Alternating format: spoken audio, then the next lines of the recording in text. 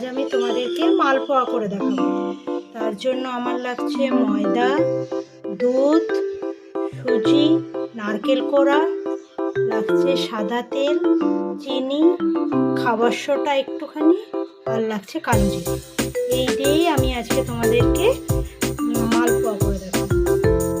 আমি প্রথমে একটা কাঁচের বোল নিয়েছি, তাতে ময়দাটা দেব, আর দেব সুজি।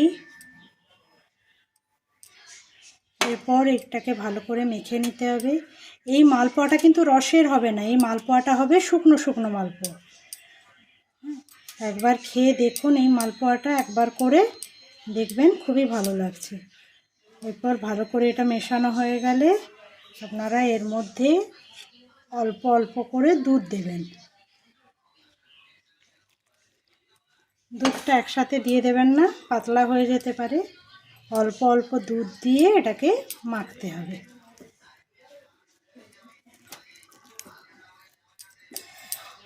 অল্প অল্প দুধ দেবেন আর মাখবেন।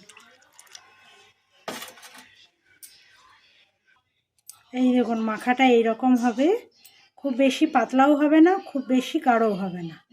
এরপর আমি এর মধ্যে 1 চিমটে নুন দিচ্ছি, যা স্বাদের জন্য। আর দেব নারকেল কোড়া, আর দেব চিনি। চিনিটা আমি 5-6 চামচ মতো চিনি নিয়েছি এখানে, বড় চামচে। আর দেব একটুখানি কালো জিরে, আর দেব 1 চিমটে মতো খাবার সোডা। ব্যাস, এই সবগুলো উপকরণকে ভালো করে এবার মেখে নিতে হবে।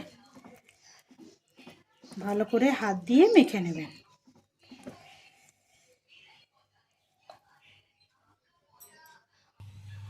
এই দেখুন, আমার ব্যাটারটা রেডি হয়ে গেছে।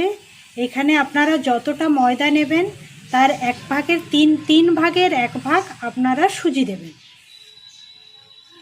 এই দেখুন, আমি কড়া বসিয়ে দিয়েছি, কড়াটা গরম হয়ে গেছে। এরপর আমি এতে তেলটা দিয়ে দেব।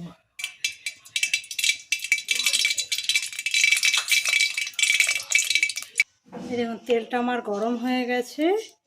এরপর আমি ছোট ছোট করে এবারে মালপোয়াগুলো দিয়ে দেবো তেলের মধ্যে।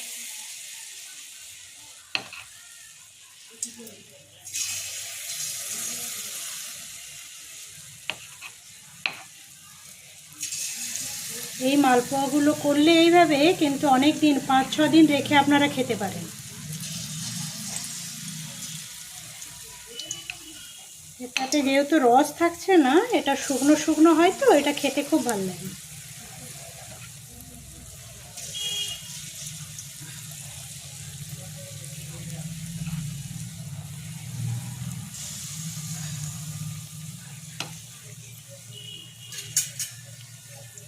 আর এটা একটু মিডিয়াম আঁচে ভাজবেন, খুব জোরে দেবেন না, তাহলে কিন্তু মালপোয়াগুলো পুড়ে যাবে।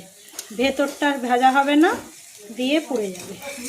ওপরটা লাল হয়ে যাবে আর ভেতরটা কাঁচা থেকে যাবে। এই দেখুন, মালপোয়াগুলো কত সুন্দর ফুলে উঠেছে। এই দেখুন, এই দেখুন কত সুন্দর ফুলে গেছে মালপোয়াগুলো। একটু মিডিয়াম আছে, একটু সময় নিয়ে ভাজবেন, দেখবেন খুব সুন্দর ভাজা আছে।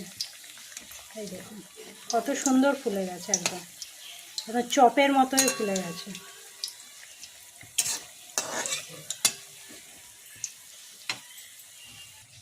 এই দেখুন, মালপোয়াগুলো আমার লাল লাল করে ভাজা হয়ে গেছে। এরপর আমি এগুলোকে তুলে নেব।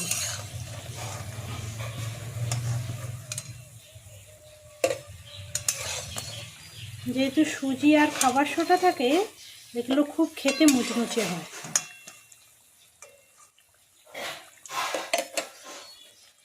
এই দেখুন, আমার মালপোয়াগুলো রেডি হয়ে গেছে। এতটাই মুচমুচে হয়েছে, খুব মুচমুচে হয়। আর এখনকার সবার সুগার, তাই আপনারা এইভাবে রসের না করে এইভাবে শুকনো শুকনো মালপোয়া বানিয়ে দেখুন, আর খেয়ে কমেন্ট করে আমাকে জানান কেমন হয়েছে।